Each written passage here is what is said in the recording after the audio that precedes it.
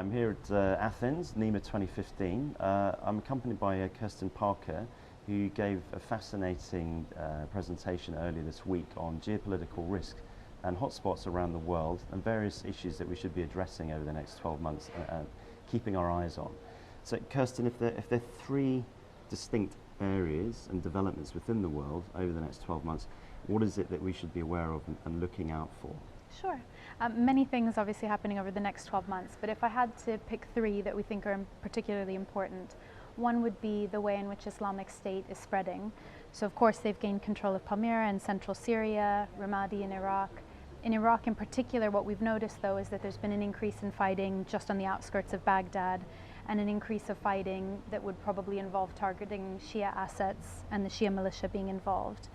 And along those same lines, what we've seen in Saudi and Yemen has been targeting of Shia mosques. And we think what the Islamic State is trying to do is to foment civil war in those places. Likewise, Lebanon, where Shia assets have been targeted, and Kuwait, where there was a disrupted plot.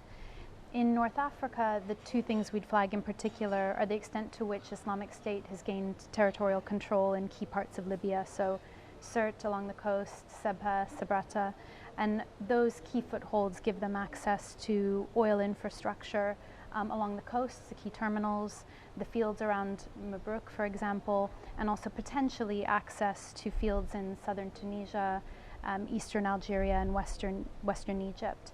And Egypt itself, we'd point out, has seen a real increase in the spread, both geographically and in terms of target set of terrorist attacks. And we see a lot of key drivers there suggesting a further increase in terrorism incidents.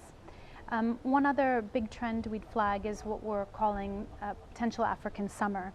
So a big increase in smartphone penetration and the use of social media, coupled with a number of pressure campaigns in several countries. And over the coming 12 months, a number of elections, some of which are very heavily contested because of potential third terms. And we think that might lead to some quite dramatic changes of leadership in a number of key countries. And then finally, perhaps a good news story to watch out for. We think the establishment of the Asia Infrastructure Investment Bank and a number of other similar funds, the New Development Bank and likewise, provide an opportunity for infrastructure investment in the Asia-Pacific region, Central Asia, Southeast Asia in particular, which will open up new trade infrastructure, new opportunities for business efficiency in the form of power and transport infrastructure that should really enable the growth of a number of industries in those sub-regions. Kirsten, that's great. With such a global audience that we've got here, it's good to know that there's a lot of things to be looking out for and information that we can share with our audience. Yeah. Kirsten, thanks a lot for you. Thanks, Andrew.